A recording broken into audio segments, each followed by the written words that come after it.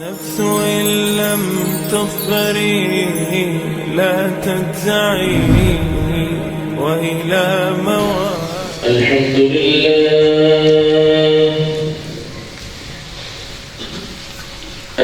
لله نحمده ونستعينه ونستغفره ونؤمن به ونتوكل عليه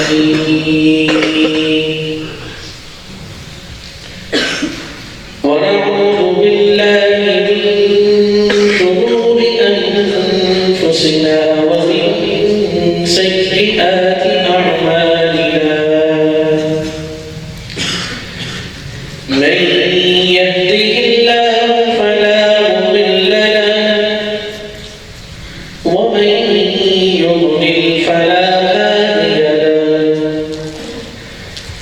ونشهد أن لا إله إلا الله وحده لا شريك له ونشهد أن سيدنا وحبيبنا وشفيعنا ومولانا محمدا عبده ورسوله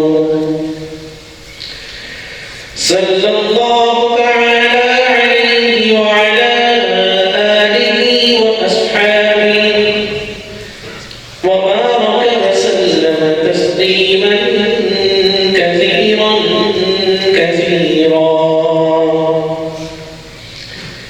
أما بعد فأعوذ بالله من الشيطان الرجيم. بسم الله الرحمن الرحيم.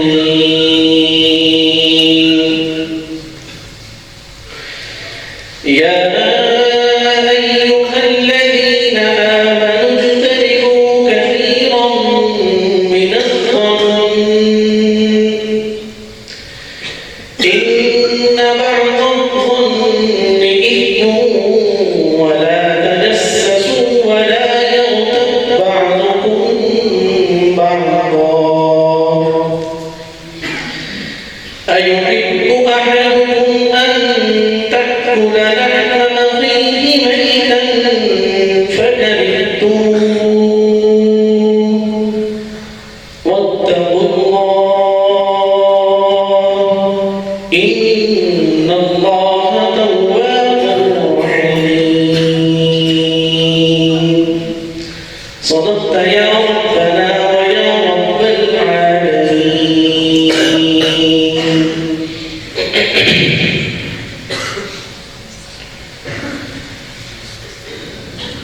میرے انتہائی واجب اور احترام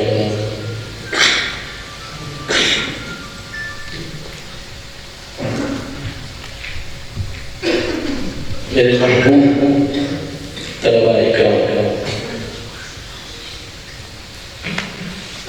سچی بات تو یہ ہے برادر محترم حضرت مفتی صاحب حضرت شیخ نقی صاحب دامت برکاتہم العالیہ نے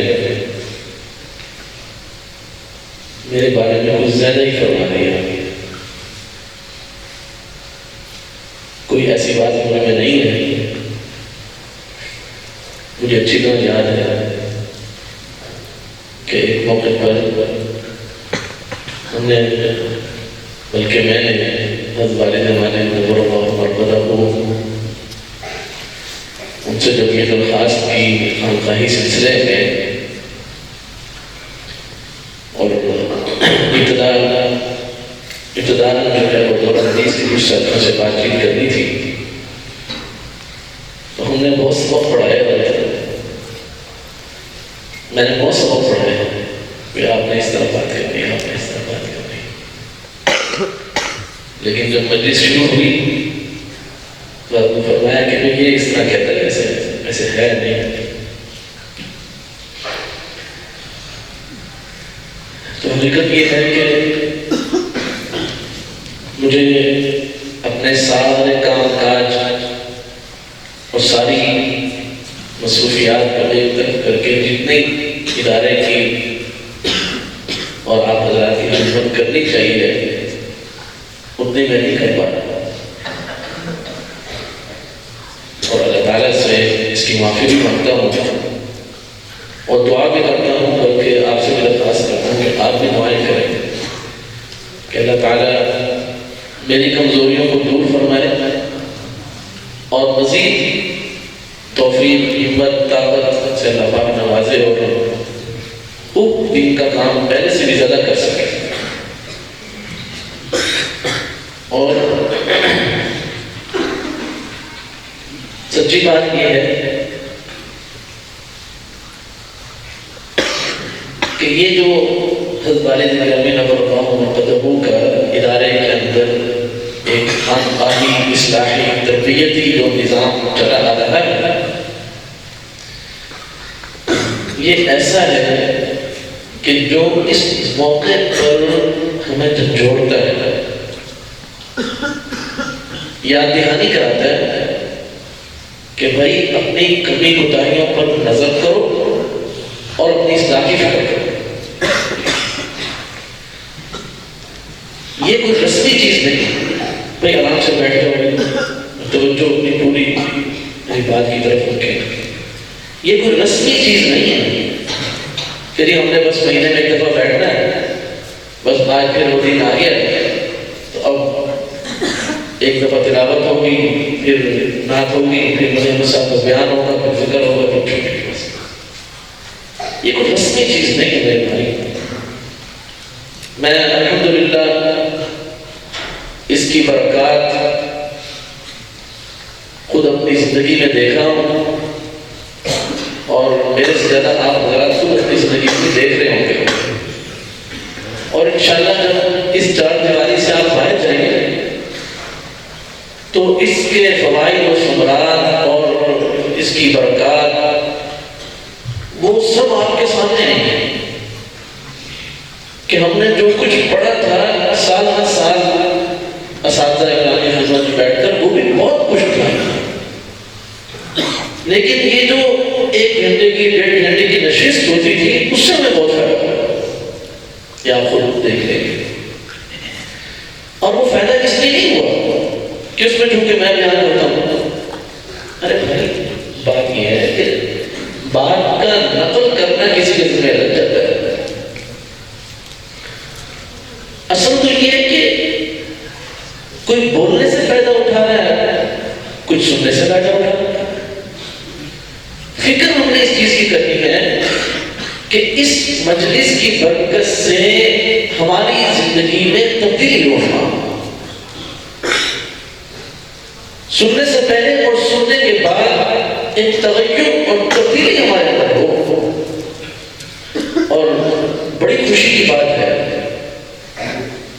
بعض اوقات توجہ ہے، بعض اوقات عمل کے توفیق اور عمل کی تعمیر اس میں جو تاخیر ہو جاتی ہے، سمجھ رہے میری بات؟ سب کو سمجھ آ رہی ہے کہ آپ نے ایک عمل سنا کہ بھئی یہ عمل کرنا چاہیے، اب اس کی توفیق کب ہوتی ہے، اس پر عمل کب ہوتا ہے، اس میں ہو سکتا ہے تاخیر ہو جائے، لیکن اس مجلس کی برکت سے انشاءاللہ احساس ضرور زندہ رہے گا کہ بھئی اگر کام ہو رہا ہے تو خوشی ہوگی، اگر نہیں ہو رہا ہے تو کم سے کم فکر تو ہوگی کہ بھئی یہ کام صحیح ہے، اس کو ہونا چاہیے، اور فلاں کام میری زندگی میں غلط ہے، اس کو نہیں ہونا چاہیے۔ ہمارے کاغری بڑی خوبصورت بات ہے، ارشاد فرماتے ہیں کہ بھائی آپ کسی کو کوئی دین کی بات پہنچائیں تو اس کا مقصد یہ نہیں ہے کہ آپ فوری طور پر اس کو عملی طور پر بھی دیکھ لیں کہ آپ کو اس کا عملی وجود بھی نظر آئے، فرمایا نہیں، اگر عملی وجود نظر نہیں آ رہا ہے تو آپ پریشان ہو، آپ نے جو بات کہی ہے دوسرے نے سنی ہے، اس نے اپنے دل میں بٹھائی ہے، تو فرمایا کہ ایک نہ ایک دن وہ بات اس کو ضرور فائدہ دے گی، کم سے کم اس نے یہ تو پتہ لگ گیا کہ غلط کسے کہتے ہیں، صحیح کسے کہتے ہیں، جائز کیا ہو ناجائز کیا ہو، پتہ تو چل گیا۔ اگر عمل نہیں ہو رہا تو اللہ تعالیٰ سے دعا مانگے، اللہ سے توفیق مانگے، ٹھیک ہے؟ آپ مایوس نہ ہو، تو یہ جو ہماری مجلس ہے میرے بھائی، یہ کوئی رسم نہیں ہے، سمجھ آئی؟ یہ اصل میں آپ یہ سمجھ لیں کہ یہ اپنی تربیت کا اور اپنے آپ کو بنانے اور اپنے آپ کو سنوارنے کا ایک بہترین موقع ہے۔ کیسے ہم کیا کرتے ہیں؟ تو اس لیے اگر کوئی بات مجلس میں ابھی اور کچھ میں عرض کروں گا، اس کا مطلب یہ نہیں ہے کہ یہ آپ کے اندر پائی جاتی ہے اور میں اس سے بالکل الگ ہوں، آزاد ہوں، نہیں۔ نقل میرے ذمہ ہے، سننا آپ کے ذمہ ہے۔ مقصود یہ ہے کہ بھئی ایک مذاکرہ ہو جائے کہ جس کے نتیجے میں ہمیں اپنی فکر ہو اور ہم جو صحیح بات ہے اس پر عمل کرنے والے بن جائیں اور جو بات غلط ہے اس سے ہم نکل جائیں۔ تو آج کی اس مجلس میں جو بات عرض کرتی ہے وہ یہ ہے کہ ہماری جو گپ شپ کی مجلسیں لگتی ہیں، سمجھ رہے ہیں؟ گپ شپ کی مجلسیں لگتی ہیں نا، اس گپ شپ کی مجلس میں اگر کوئی دین کی بات شروع ہو جائے تو ساتھی کہتے ہیں یار تو بڑا ہوا نہیں بڑا ہوا، ابھی تو ادھر درسگاہ سے اٹھ گئے اب تو شروع ہو گیا، سمجھ رہے؟ اور اگر کوئی بالکل صاف ستھری بات ہو کہتا ہے یار اس کے ساتھ تو بیٹھنا نہیں چاہیے، یہ بور بنتا ہے، یہ کیا ہے جی؟ بور آدمی، مزہ نہیں ہے اس کے ساتھ۔ اور جو بندہ ایسا ہو کہ وہ جب بات کرے کسی کا نام لے تو پہلے اس کو دو گالیاں نکالتے ہیں اور اس کو لطیفے وہ کرتے ہیں، جی فلانا لطیفہ بھی ہے، یہ بھی ہے، ہنسی مذاق ہونا چاہیے لیکن شریعت کے تحت، اور سیدھا سادہ مذاق بھی آج کل لوگوں کو پسند نہیں کہتا ہے، یہ کوئی بات ہے، تجھے تو مذاق کرنا نہیں آتا، تجھے لطیفے سنانے نہیں آتا۔ اب ہماری مجلس جو گرم ہوتی ہے یہ آگ سے گرم ہوتی ہے، مقصد یہ کہ مجلس نویر ہو جائے ہمیں اس کا احساس نہیں ہوتا اور اس میں ایسی لذت آتی ہے، قرآن کریم پڑھنے بیٹھے تو آدھے گھنٹے میں تھک جاتا ہے، لیکن مجلس چلتی ہے 3 گھنٹے گزر جاتے ہیں اور احساس نہیں ہوتا وقت کا، اس کو کہتے ہیں مجلس گرم ہو گئی اور جناب بہت مزہ آیا، یادگار محفل ہوئی اور خوب انجوائے کیا، سمجھ آئی بات؟ تو یہ اگر وہ شریعت کے دائرے میں تو آپ یقین کریں کہ اس مجلس کو ہم زیادہ طویل نہیں کر سکتے، الا یہ کہ بہت ہی کوئی تربیت یافتہ آدمی ہو۔ اہل علم کی، اہل اللہ کی مجلس بھی بہت طویل ہوگی لیکن وہ شاذ و نادر ہے۔ ہماری مجلس جو گرم ہوتی ہے یا تو اس میں لطیفے چلتے ہیں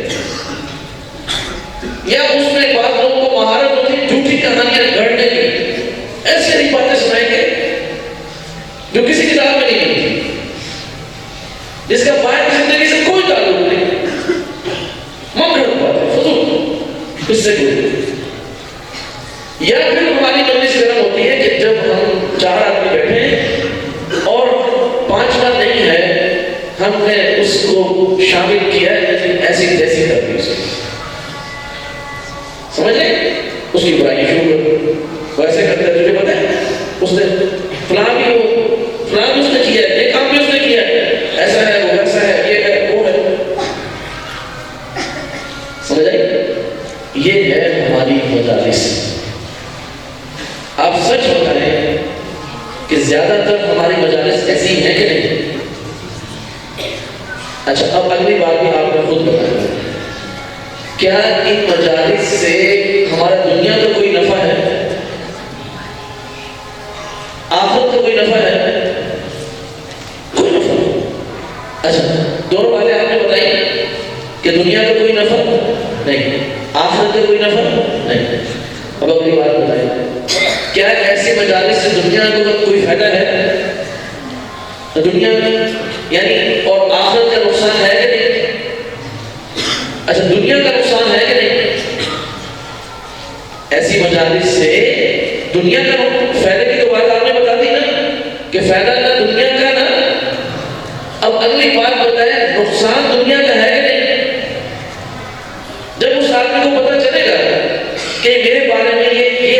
کرتے ہیں اور سب نے اکٹھے بیٹھ کر کے باتیں کی ہیں، پتہ چل جاتا ہے دیواروں میں بھی کان ہوتے ہیں، سمجھ آئی ہوتے کہ نہیں؟ ہماری باتیں کون چاہتا ہے؟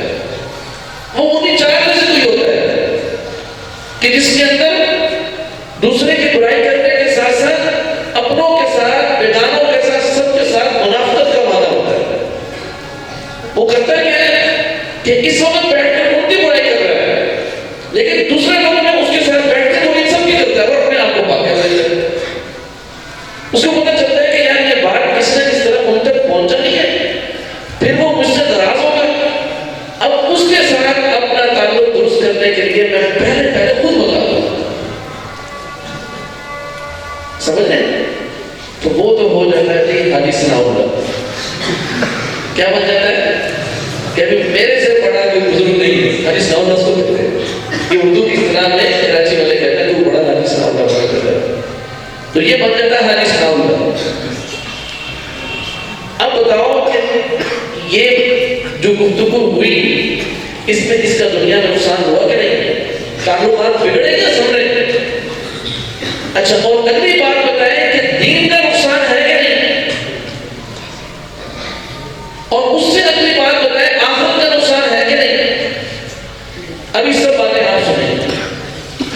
یہ جو ہم مجلس میں بیٹھ کر دوسرے کو طنز کا اور اس کی برائیاں ڈھونڈ کر ذکر کرتے ہیں، اسی سے اس آیت کے اندر منع کیا وَلَا يَغْتَبْ بَعْضُكُمْ بَعْضًا، فرمایا کہ بھائی تم جو ہے وہ ایک دوسرے کی برائی مت کرو۔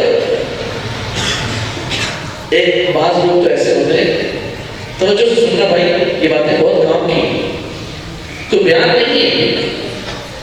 بعض لوگ تو اتنے ہٹ دھرم ہوتے ہیں کہ وہ منہ پر ہی سارا کچھ کہہ دیتے ہیں، سمجھ آئے کہ تو ایسا ہے، تو ایسا ہے، تو ایسا ہے، تو ایسا ہے، تو بات نہیں سمجھ آئے۔ اتنے ہٹ دھرم ہوتے ہیں کہ وہ اس بات کو اس سے بالکل بے پرواہ ہوتے ہیں کہ تعلقات بنتے ہیں یا بگڑتے ہیں، کیا ہوتا ہے بات کی بات۔ بھائی میں تو کھری سنا دیتا ہوں اور اس کو لوگ اچھا سمجھتے ہیں۔ بھائی آپ کو کس نے کہا یہ اچھی بات ہے؟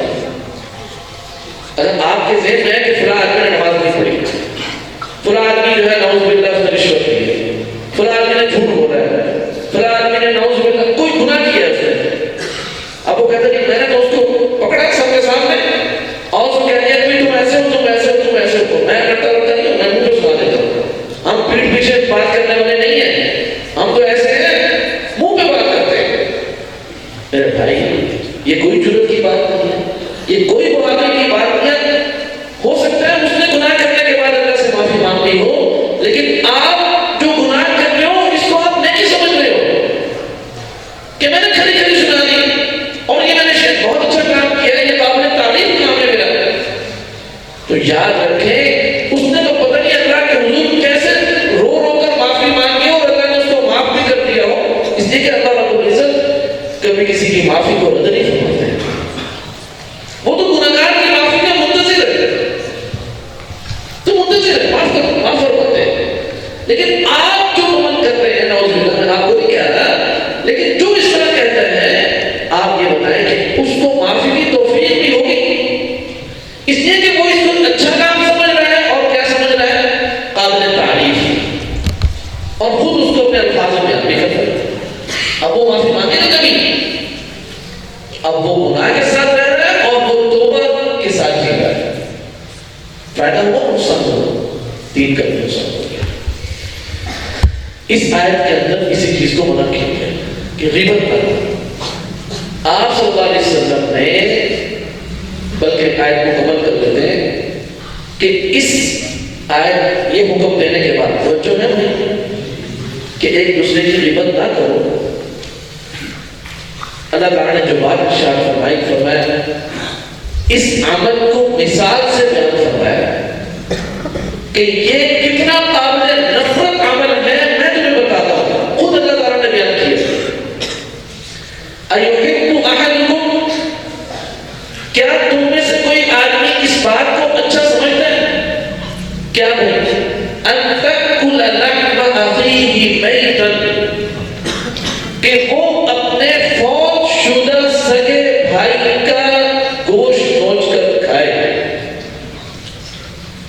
انسان کسی انسان کا گوشت نہیں کھا سکتا.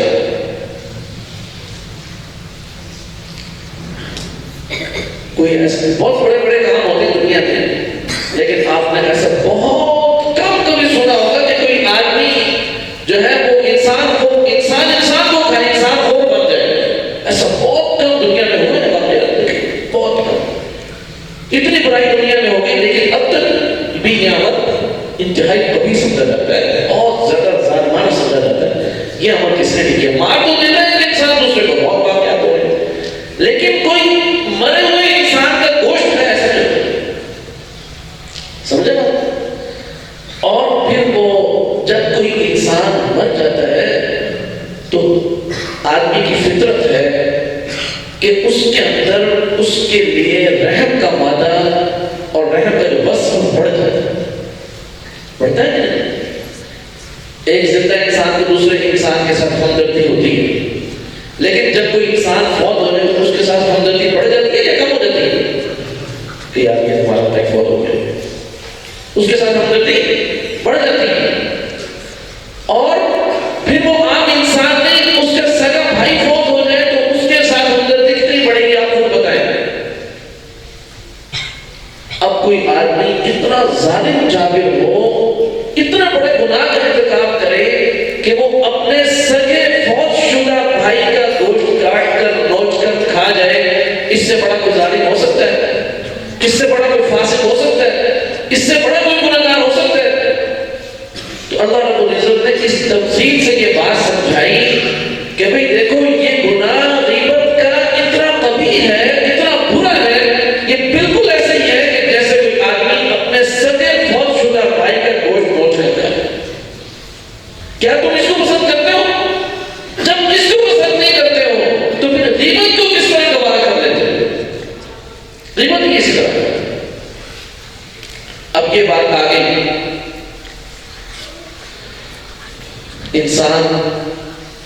انسان سے جو ڈرتا ہے اللہ سے بہت کم ڈرتا ہے. انسان سے جو ڈرتا ہے وہ جو ہے بھائی سب کی اللہ سے بہت کم ڈرتا ہے کہ بھی وہ تو موجود نہیں ہے جس کی آپ برائی کر رہے ہیں. اللہ تعالیٰ نے فرمایا وہ موجود نہیں ہے لیکن تم 4 تھے تو 5واں میں تھا. تمہیں یہ تو پتا ہے کہ وہ بھائی جس کی ہم برائی کر رہے ہیں وہ نہیں ہے، اس لیے تمہیں بڑی جرأت ہو رہی ہے بنا کر تم جو ہے وہ کوئی غیبت کر رہا ہے، تو کوئی غیبت سن رہا ہے مزے لے کر. فرمایا کہ یہ مت سوچو کہ وہ نہیں ہے، میں تو ہوں. واتقوا اللہ، اللہ سے ڈرو. وہ اگر سے نہیں ہے میں تو موجود ہوں بھائی. اور فرمایا کہ جب یہ احساس ہو جائے تو ان اللہ تواب رحیم، اللہ تعالیٰ معاف بھی فرمانے والے ہیں، رحم بھی فرمانے والے ہیں. تو اب ہم نے اس آیت سے یہ سبق سیکھ لیا آج کی مجلس میں کہ ہم نے اپنی مجلس جب بھی لگانی ہے پہلی بات تو یہ کہ غیر ضروری مجالس سے اجتناب کریں. اس لیے کہ ہوتا پتہ کیا ہے، مجلس کی ضرورت نہیں ہے. شیطان جو ہے وہ بڑے طریقے سے کام کرتا ہے، بڑے طریقے سے. سمجھے؟ وہ آپ کو یہ نہیں کہے گا کہ بھی آپ اشتہار چھاپو کہ آج فلاں تاریخ فلاں دن فلاں وقت میں انشاءاللہ مدرسے کے فلاں کمرے میں غیبت کی مجلس قائم کی جائے گی. وہ آپ کو یہ نہیں کہے گا وہ نہیں، وہ ویسے کہے گا کہ بھئی مجلس لگاؤ، اکٹھے ہو گیا، گپ شپ جائے گا، گپ شپ کے بارے. تو وہ اب آپ نے بیان سنا ہوا ہے کہ غیبت نہیں کرنی، سمجھے؟ تو وہ آواز کہاں سے کر رہا ہے؟ فلاں بندہ جو ہے وہ بہت اچھا ہے، فلاں جو ہمارا ساتھی ہے نا، آواز کہاں سے کروائے گا؟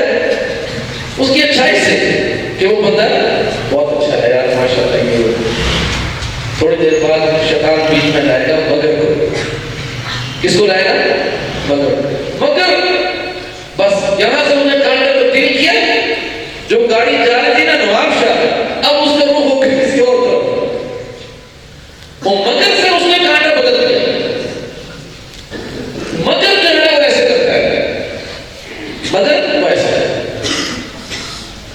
اس لیے ہمارے حضرات فرماتے ہیں کہ بھائی یہ اصول ذہن میں رکھ لیں، یہ اصول ذہن میں رکھ لیں کہ ہم نے جب مجلس کرنی ہے، اکٹھے بیٹھنا ہے، تو ہم نے جو موجود ہے نا صرف انہی کی بات کرنی ہے، جو موجود نہیں ان کی بات ہی نہیں کرنی۔ اس کو کہتے ہیں ستر بسرائے، ستر باب، کہ آپ نے وہ دروازہ ہی بند کر دینا ہے جہاں سے چور داخل ہو۔ بھائی دیکھو بھائی، چار بیٹھ گئے نا، اب پانچویں کی بات نہیں ہوگی، اچھائی کے ساتھ بھی پانچویں کی بات شروع ہوگی تو ایک دوسرے کو روک دینا، بھائی اپنی بات کرو، دوسرے کی بات کرو۔ بس یہ ہے غیبت کو روکنے کا سب سے مؤثر طریقہ کہ دروازہ بند کرو، بس سمجھ لیں۔ اب اگلی بات سمجھیں کہ یہ جو غیبت ہے، اس کی قباحت کے بارے میں، اس کی شناعت کے بارے میں، اس کے برا ہونے کے بارے میں آپ صلی اللہ علیہ وسلم نے مختلف طریقوں سے اللہ صحابہ کرام کو سمجھایا کہ بھئی یہ بہت بڑا گناہ ہے، گناہ کبیرہ ہے، تو چھوٹا سا گناہ نہیں ہے۔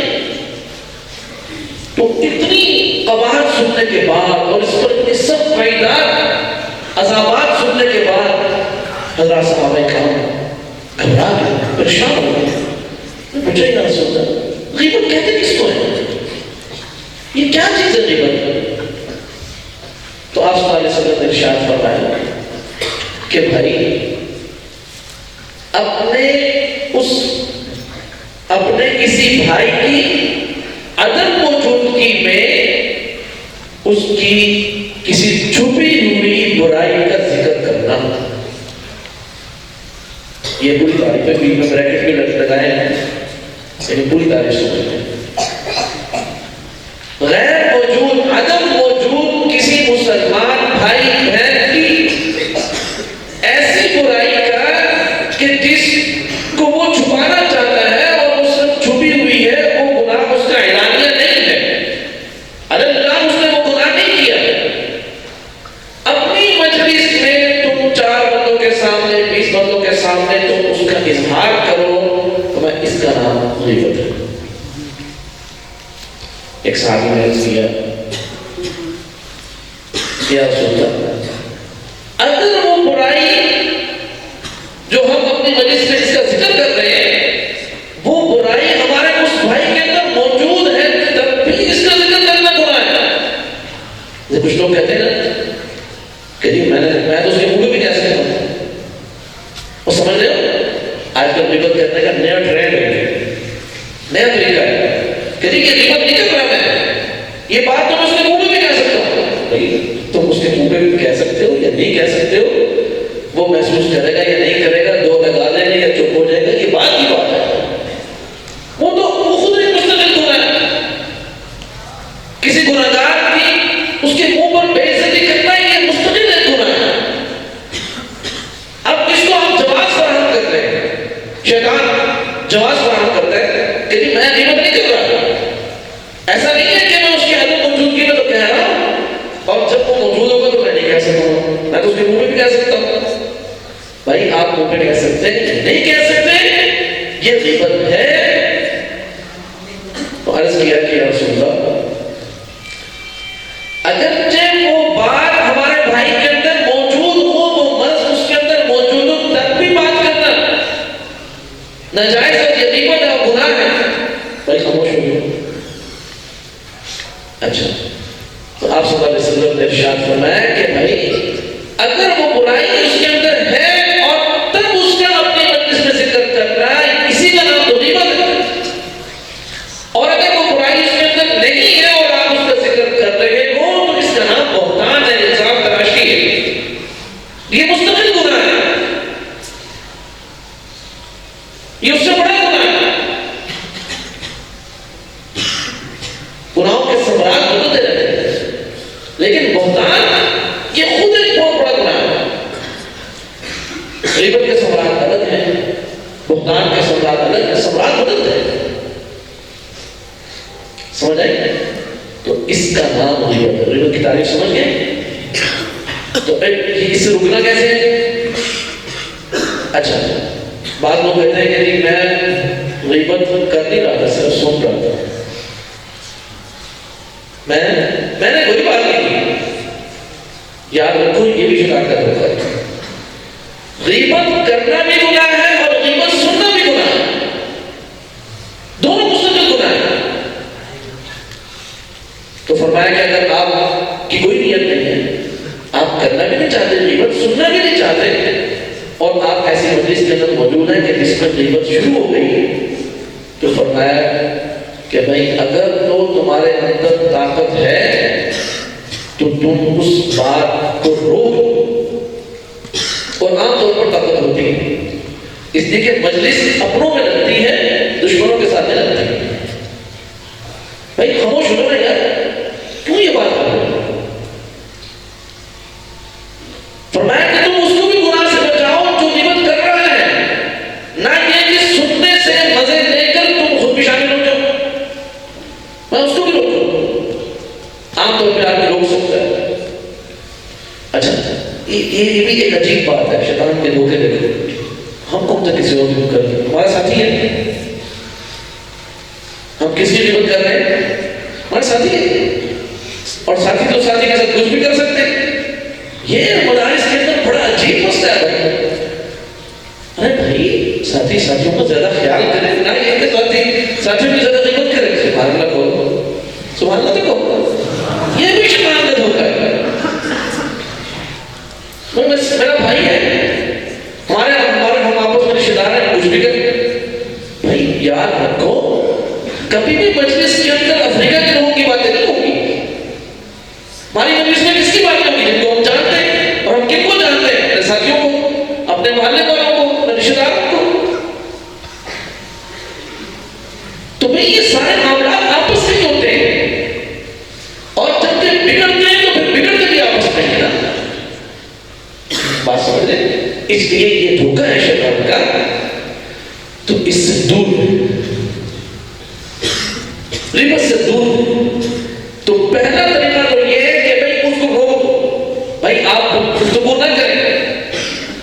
اور اگر آپ اس پر قدرت نہیں رکھتے، طاقت نہیں رکھتے، آپ کو پتا ہے کہ میں نے روکا تو یہ میرے ساتھ لڑائی شروع کر دے گا.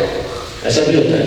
اچھا تو اس کے ساتھ ملا ہوا، اگلی بات پھر کیا ہوتی ہے کہ تو اس کے ساتھ جیسا ہو ویسا تو ہے، یا یہیں سے تو لڑائی شروع ہوگی. آپ کو پتا ہے کہ بھئی یہ معاملہ بگڑ جائے گا، تو فرمایا کہ پھر آپ بہانے سے اٹھ کے چلے جائیں. درسگاہ میں تو رکھ کے بہانے لگا لیں، حالانکہ کوئی تقاضا نہیں ہوتا. ایسا جھوٹ، ایسا بڑے بہانے لگا لیں. بیماری یہ ایسی بتائیں گے جو پروفیسر بھی چیک نہیں کر سکتے. میرا پیٹ خراب، اب اس کو نہ بلڈ پریشر کی مشین چیک کرتی ہے، نہ اس کو تھرمومیٹر چیک کرتا ہے، پتہ نہیں چلتا. تو وہاں تو ہم بہانے خور میں بڑی مہارت ہوتی ہے. سمجھ آئی؟ شیطان سکھاتا ہے نا. استاد بھی معلم ہوتے ہیں، ٹھیک ہے نا، ہر سال. اور شیطان بھی اس کے ساتھ میں بھی کرا استاد، شیطان بھی ساتھ ساتھ پٹیاں پڑھاتا رہتا ہے. تو وہاں تو ہم بہانے لگاتے ہیں. لیکن جب اپنی اصلاح کرنی ہے، اپنا دین بچانا ہے، اپنے اعمال بچانے ہیں، تو وہاں بھی بہانا لگا. یار مجھے بڑا ضروری کام یاد آ گیا، بس میں ابھی جاتا ہوں، بس پھر کوشش کرتا ہوں جلدی آنے کی. مجلس سے گناہ کی مجلس ہے نا بھائی، غیبت کی مجلس ہے نا. آپ روکنے پر قدرت نہیں رکھتے، آپ فرار ہونے پر قدرت رکھتے ہیں. تو فوراً کیا ہو جائے؟ وہاں سے فرار ہو جائے. سمجھ آئی نا؟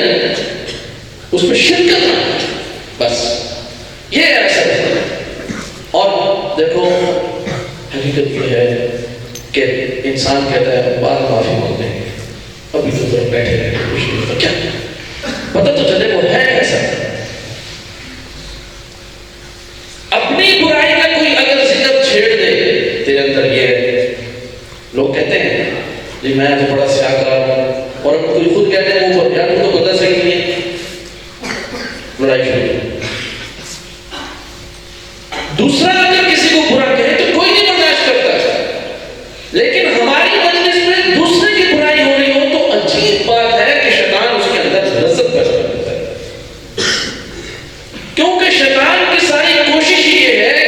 دین کا نقصان ہو، اس کی دنیا کا نقصان ہو، اس کی آخرت کا نقصان ہو، وہ تمہارا دشمن ہے. ان الشیطان لکم عدو، اس نے تو تمہیں دشمن بنا رکھا ہے. ضرورت تمہیں ہے فاتخذوہ عدوا کہ تم بھی اس کو اپنا دشمن سمجھو. ہم کہتے ہیں زبانی کلام میں، لیکن دشمن سمجھتے ہیں اس کو. ہوتا کیا ہے؟ جنگ ہوتی ہے ہماری اور شیطان کی، اندر ہی اندر ہوتی ہے، نظر نہیں آتی. نہ شیطان نظر آتا ہے، نہ شیطان کے ساتھ جنگ نظر آتا ہے. صبح کی نماز کا وقت ہے، آج کل بڑی سخت سردی ہے بھائی، ہاں بھائی پتہ ہے سیدھے ٹوٹیوں میں جانا پڑے گا، وضو کرنا ہے، واش روم جانا ہے. اب اندر ہی اندر جنگ چلتی ہے، یار استاد جی اٹھا کے چلے گئے نا، اب نہیں آنا ہے، بس چپ کر کے سوئی. اب یہ جنگ نظر آ رہی ہے، ویسے لائٹیں بند ہوتی ہے اس ٹائم، کوئی دیکھنا بھی چاہے شاید نظر آ رہے تو لائٹیں بند ہوتی ہے. آج کل تو لحاظ کا زمانہ ہے، رضائی لیتے ہیں اوپر، اندر موبائل میں جو کچھ دیکھا ہے کس کو کیا پتا. لیکن مولوی صاحب سچی بات یہ ہے، کامیاب آدمی وہ ہے کہ جو شیطان کو شکست دیتا ہے.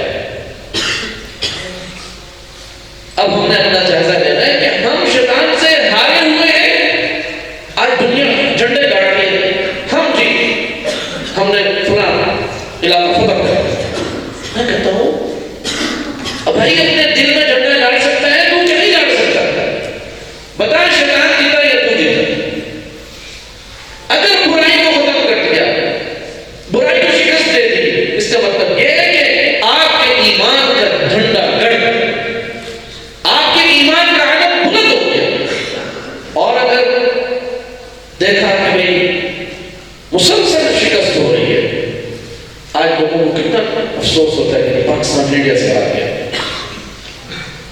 پاکستان جی T20 ورلڈ کپ ہار گیا، بڑے پریشان، اوہ پتہ نہیں کیا ہو گیا. وہ کیا ہو گیا؟ 11 بندے ہو گئے، 11 ہار گئے، کیا ہے؟ کس چیز میں ہارا؟ اصل جو ہمارے اندر نیکی کی اور برائی کی جو جنگ ہو رہی ہے ہر وقت، اس میں ہم نے دیکھنا ہے کہ کون ہارا کون جیتا. نماز پڑھنی ہے، شیطان کو پریشان کہ یار اس نے نماز پڑھ لی آج، یہ کوئی نماز نہیں چھوڑتا، یہ سنت نہیں چھوڑتا، یہ وتر نہیں چھوڑتا، یہ نفل نہیں چھوڑتا، یہ قرآن پاک بہت پڑھتا ہے، ویسے خوش باش رہتا ہے لیکن کوئی نجائز بات نہیں کرتا، اللہ کی ذات سے مایوس بھی نہیں ہوتا.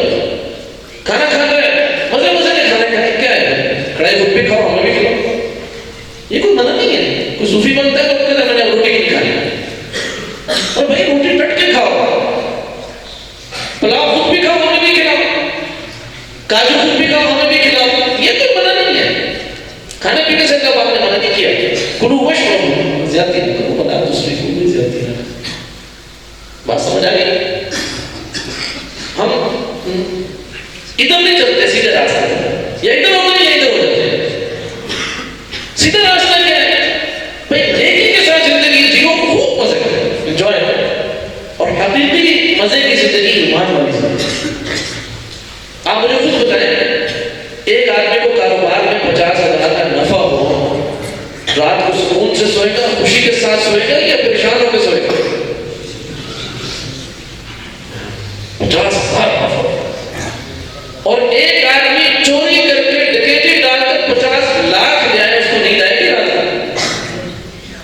میں کہتا ہوں زندگی کا مزہ کس میں ہے؟ ایمان کے ساتھ ہے. ایک آدمی کی 4 شادیاں ہیں، آرام سے سو رہے ہیں، اور ایک آدمی کی نعوذ باللہ کسی کے ساتھ غلط تعلق ہے. اب آپ بتائیں اس کو کبھی نیند آئے گی سکون کی؟ اس کا ایمان، اس کا ضمیر، اور اللہ کی طرف سے جو عذابات ہیں، جو ناراضگی ہے، اس کے خوف سے وہ اپنے اندر ہی مرتا چلا جائے کہ بھائی کیا ہو گیا، بھائی یہ کیا کیا میں نے، اپنے آپ کو خود مار رہا. 4 شادیوں والا مارتا اپنے آپ کو نہیں ہوتا. بس مزہ ہے، نہیں سمجھے؟ ہاں جی. تو دین کے ساتھ دنیا کو ملا کے چلے گئے. دین کو چھوڑ کر دنیا اختیار کریں گے تو ضلالت ہی ضلالت. اور دین کی روشنی میں دنیا کو لے کر چلیں گے تو مزے ہی مزے. آج پریشانی اس کی نہیں ہے کہ دنیا نہیں ہے، آج پریشانی اس لیے ہے کہ دنیا دین کے لبادے میں نہیں ہے، دین کے ساتھ نہیں ہے، وہ دین سے ہٹ کے ہے. دنیا بہت ہے. بات سمجھ رہے ہیں؟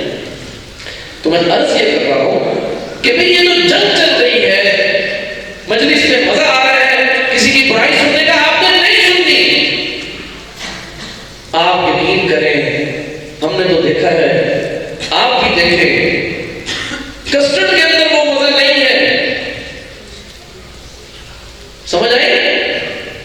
اور جو آپ کی پسندیدہ چیز ہے، آج کل ماشاءاللہ مجھے بن رہے ہیں، حلوے بن رہے ہیں، طرح طرح کے کھانے بن رہے ہیں، سردیوں کھانے پینے کا زمانہ ہے.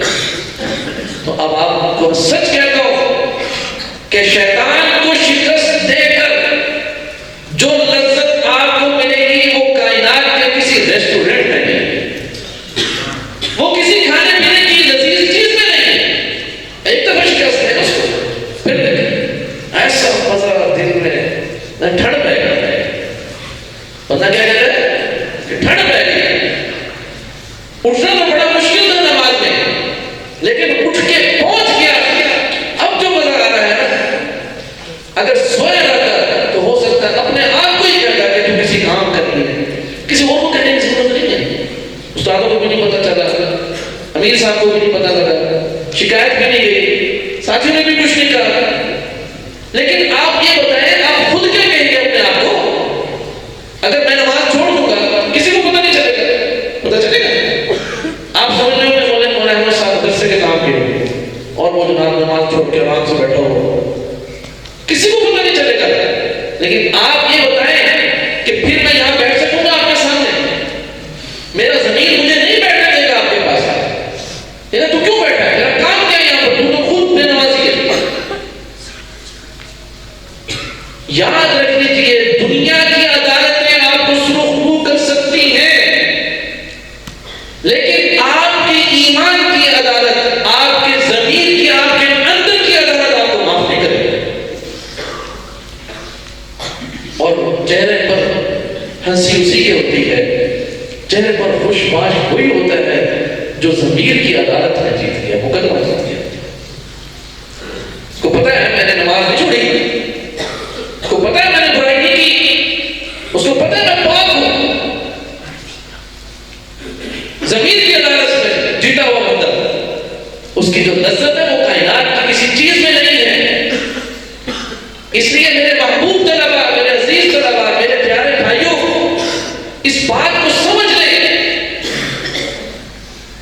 اور یہ جو ضمیر اور ایمان، یہ بھی اللہ کا انعام ہے. یہ بھی کیا ہے؟ یہ بھی اللہ تعالیٰ کا انعام ہے.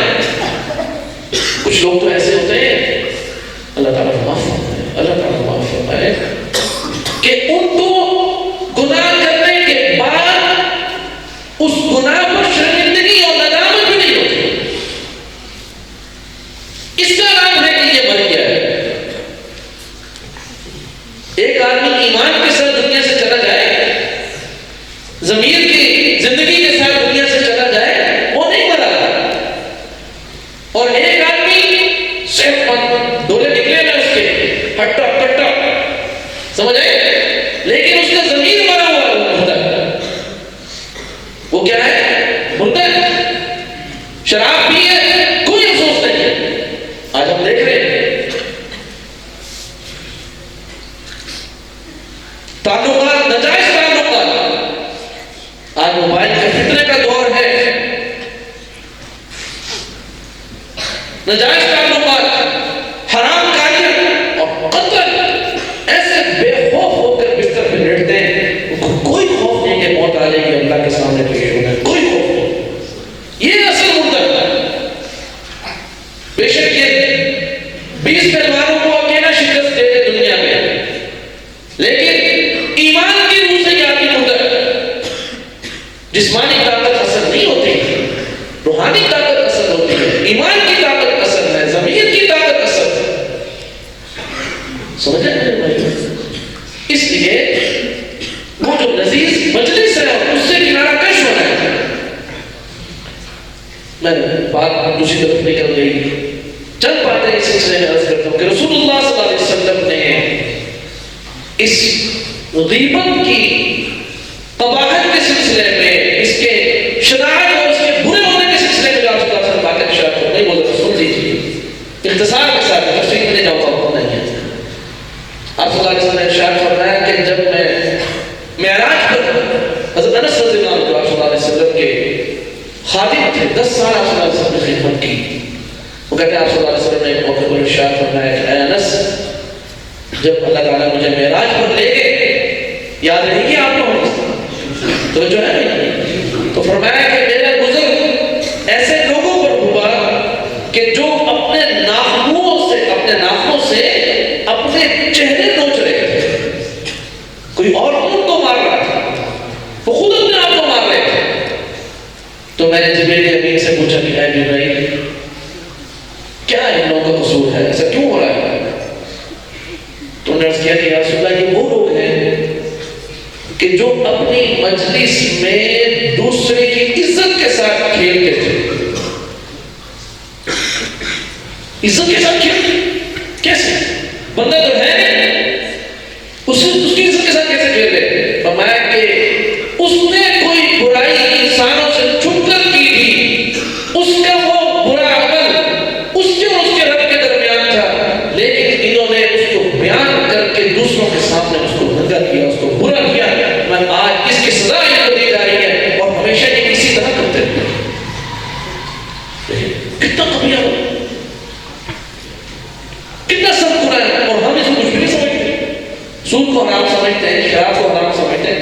بھائی یہ بھی اسی طرح گناہ کبیرہ ہے. اللہ تعالیٰ ہم سب کی حفاظت فرمائے. اسی طرح صلی اللہ علیہ وسلم نے ارشاد فرمایا میں غیبت زنا اور سود سے بھی بڑا گناہ ہے. جی زنا سے بڑا گناہ. حضرات محدثین نے لکھا ہے کہ غیبت زنا سے بڑا گناہ اس لیے ہے کہ زنا میں فاعل اور مفعول یہ ان کی برائی آپس میں محدود تھی، چھپی ہوئی تھی. ان دونوں کے معاملے کو اللہ جانتے تھے اور بعد میں انہوں نے اللہ سے معافی مانگ لی اور آئندہ توبہ طائب ہو گئے، پھر یہ عمل نہیں کیا. فرمایا یہ گناہ چھوٹا ہے، اور اگر برائی کسی اور نے کی اور اس نے اپنی مجلس میں اس کو بے آبرو کیا اور اس کی برائی کو ظاہر کیا، فرمایا کہ یہ گناہ اس سے بڑا ہے، اس سے بڑا گناہ ہے. اور اسی طرح سود سے بڑا گناہ ہے. آپ صلی اللہ علیہ وسلم کہ سود سے بھی بڑا گناہ ہے. اس نے بھی وجہ یہی ہے کہ جنہوں نے معاملہ کیا، ہو سکتا ہے انہوں نے سودی لین دین آپس میں کیا، بعد میں انہوں نے توبہ کر لی ہو اور آئندہ یہ عمل نہ کیا، لیکن اس نے جو کی اصل میں مسلمان کی عزت اللہ کو بہت پیاری ہے. میں یہ غیبت سے دوسرا مسلمان بے آبرو ہوتا ہے، اس لیے یہ سب گناہ ہے. علت یہی ہے اس کی، سمجھنے بات کو، یہ انتہائی قبیح عمل ہے. رسول اللہ صلی اللہ علیہ وسلم کے زمانے میں مشہور حدیث ہے، آپ بات سنتے رہتے ہیں. حدیث جو مشہور ہوتی ہے اصل تو عمل کی توفیق ہے کہ انسان اس سے بچے. میں 2 عورتیں، ان کا قصہ آپ صلی اللہ علیہ وسلم کے سامنے ذکر کیا گیا کہ انہوں نے روزہ رکھا ہے، سمجھ رہے بھائی، لیکن اب روزے میں ان کی جان ان کے نب پر آ گئی، بس یہ ابھی بری اور ابھی بری، ان کی یہ حالت ہے. تو کیا حکم ہے کہ یہ روزہ توڑ دیں؟ اصل انہوں نے جو سارے قصہ بیان کیا یہی کہ بھی وہ شاید بھوک سے مر رہی ہے، روزہ سبب بن رہا ہے ان کی موت کا.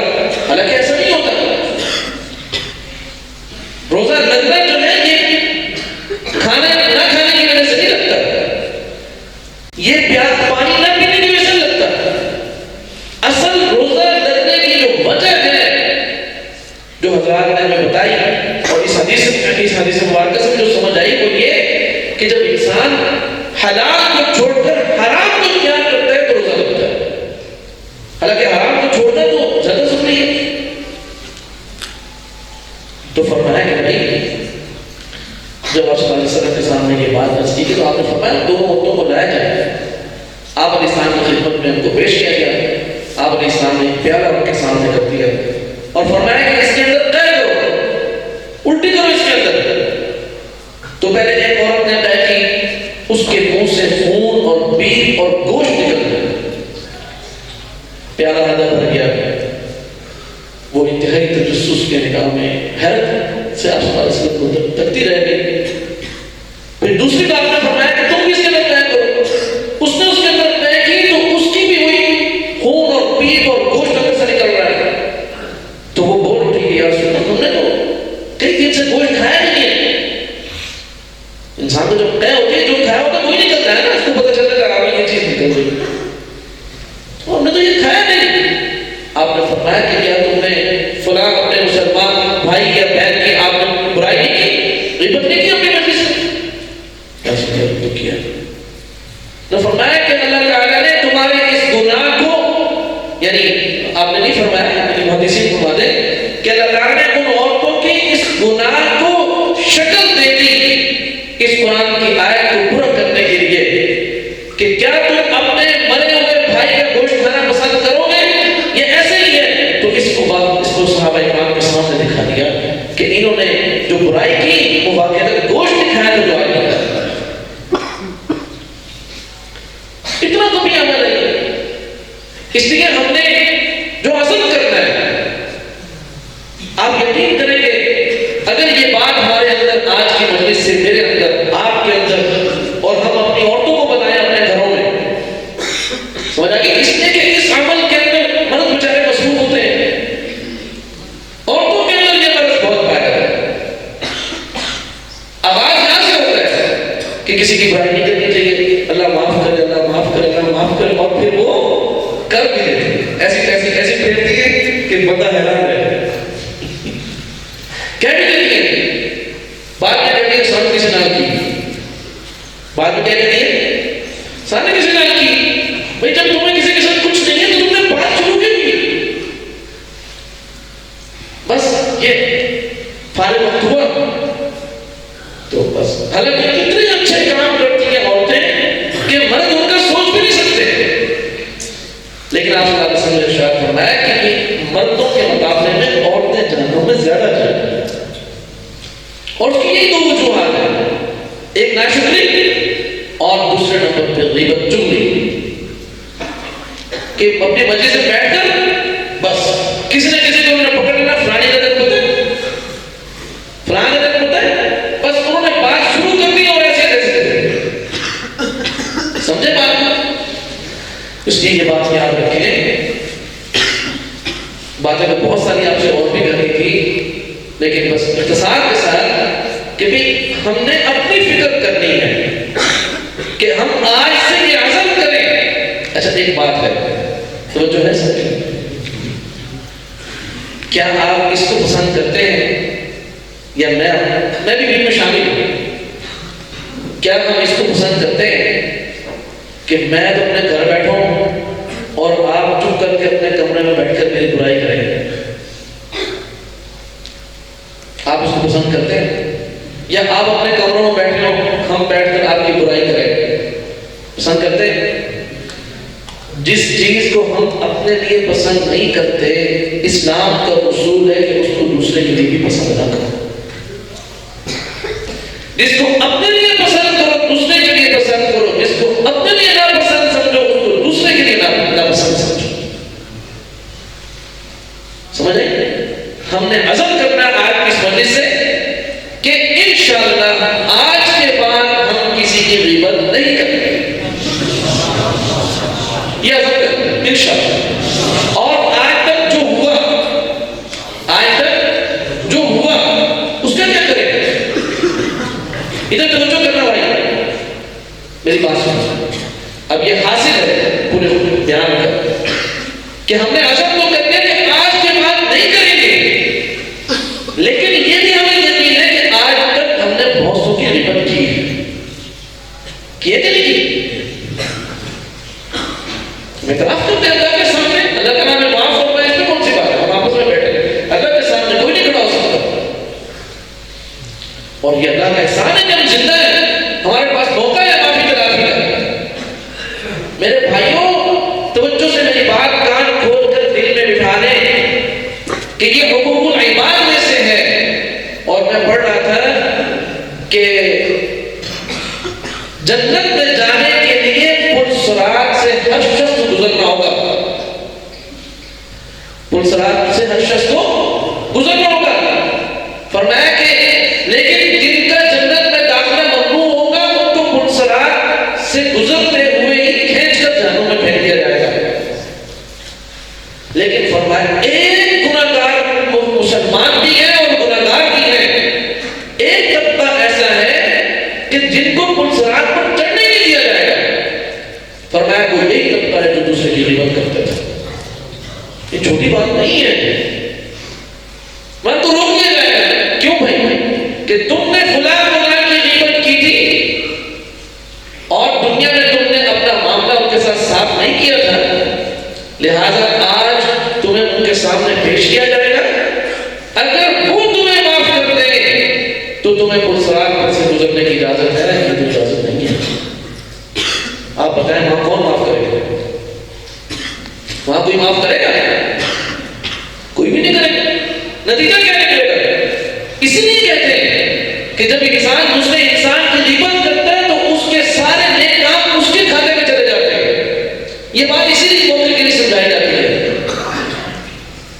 اور انسان خود خالی حال ہو جاتا ہے۔ تو فرمایا کہ اس کے سارے نئے کام اس کے کھاتے میں ڈال دیے جائیں گے اور یہ صرف گناہوں کے ساتھ کھڑا رہ جائے گا۔ کتنا بڑا نقصان! کیا کمایا، کیا کھویا؟ کچھ بھی نہیں کمایا، سارا کھو دیا۔ تو فرمایا کہ اس زندگی کے اندر ایک دوسرے سے معافی تلافی کر لو۔ اب مسئلہ یہ ہے، دیکھو بات سنو، میری توجہ سے سنو۔ اب ہمیں کچھ کے بارے میں تو یاد ہے کہ ہم نے فلاں فلاں کی غیبت کی ہوگی نا، ٹھیک ہے؟ کچھ کے بارے میں یاد نہیں،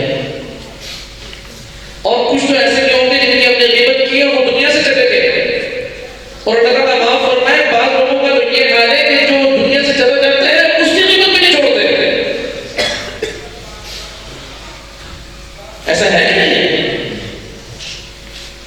اس کو بھی نہیں چھوڑتے۔ فلاں چلا بھی اب تو اس کے بارے میں بات نہ کرو بھائی، اس کا اپنے جو تمہارا بھائی دنیا سے چلا گیا اس کو اچھے فرض نہیں یاد کرو، اس کی جب کوئی برائی بھی تھی تو تم وہ خود بیچارہ دفن ہو گیا، تم نے اس کی برائی دفن نہ کی، جانے دو بھائی۔ تو فرمایا کہ بھائی یاد رکھتے ہیں اس کا آسان، اچھا ایک اور مسئلہ بھی ہے توجہ سے، اگر ہم بتا دیں یہ ہمارا بھائی عبداللہ ہے، میں اس کو کہوں بھائی میں نے تمہاری غیبت کی ہے مجھے معاف کر دو، تو ہوتا کون ہے میری غیبت کرنا؟ کہے گا کہ نہیں؟ حضرت تھانوی رحمۃ اللہ کے حالات میں میں نے پڑھا کہ نور اللہ مربدہ سب کے شیخ و مربی ہیں۔ کسی نے کہا کہ حضرت میں نے آپ کی غیبت کی تھی، آپ نے معاف کر دیا۔ حضرت فرمایا پہلے ایک شخص تک معاف کروں گا، پہلے بتاؤ غیبت کی تھی۔ اصل میں حضرت رحمۃ اللہ کو تو اپنا مزاج ہے، حضرت جی رحمۃ اللہ کو یہ فکر لاحق ہو گئی کہ اس نے جو غیبت کی ہے اگر واقعتاً وہ مرض میرے اندر پایا جاتا ہے تو میں اس کو معاف تو کر دوں، لیکن اپنے سے وہ مرض تو دور کروں۔ ان کو فوراً اپنی لالچ ہو گئی کہ یار اس نے جو غیبت کی ہے تو پتہ تو چلے مجھے کہ کیا کر، میں بتاؤں پہلے میں نے کیا کیا برائی بیان کی۔ اس کو عرض کرنا پڑا کہ حضرت یہ بات کی تھی، یہ بات کی تھی، پھر حضرت نے بتایا کہ یہ بات اس طرح تھی، اس طرح تھی۔ ہوتا کیا غلط فہمی ہوتی دوسرے کے بارے میں۔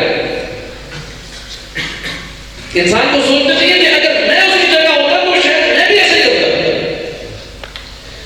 جو حالات اس کے اگر میرے ہوتے تو میں شاید اس سے 2 ہاتھ آگے بڑھ کر کرتا۔ سمجھے نا؟ تو اس لیے آسان فارمولہ بتا رہا ہوں۔ آسان کیا ہے؟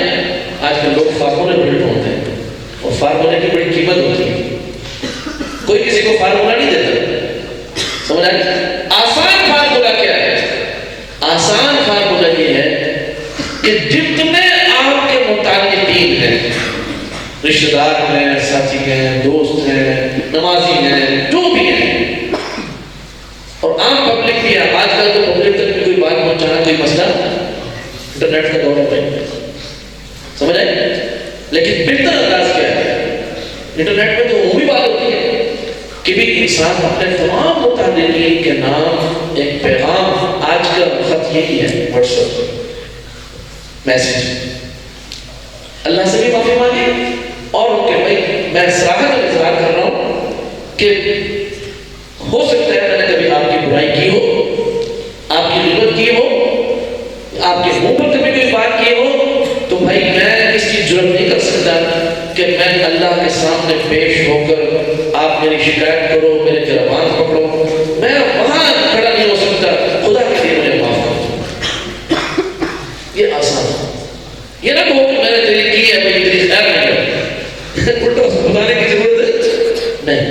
یہ فارمولا ہے کہ سب سے معافی ملافی زندگی ہے۔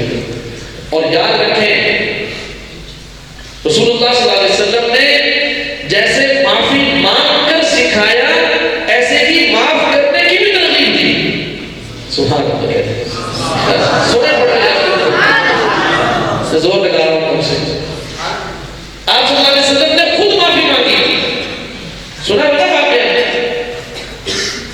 آپ نے خود معافی مانگی، آپ نے فرمایا کہ میں دنیا سے جانے والا ہوں، ہو سکتا ہے میں نے تمہارے ساتھ کبھی کسی کے ساتھ زیادتی کی ہو، بھائی اللہ کے لیے مجھے معاف کر دینا، اور اگر کسی نے مجھ سے کوئی انتقام بدلہ لینا ہو تو آج میں زندہ ہوں، مجھ سے ابھی بدلہ لے لو، میں آخرت میں اپنے رب کے سامنے بدلہ نہیں دے سکتا۔ یہ آسان بات ہے، یہ الفاظ ادا کرنا آسان ہے، اور جبکہ آپ امام المعصومین ہیں، صرف معصوم نہیں ہے، امام المعصومین ہیں، کبھی خطا کا امکان ہی نہیں ہے وہاں، اس کے باوجود آپ صلی اللہ علیہ وسلم یہ بات ارشاد فرما رہے ہیں صرف امت کو سبق دینے کے لیے کہ اپنے معاملات دنیا میں سیدھے کر کے جاؤ، اللہ کے سامنے میں محمد پیش نہیں ہو سکتا، تم کیسے پیش ہو، یہ سمجھانے کی، اپنے آپ کو کمزور سمجھو، زندگی غنیمت ہے۔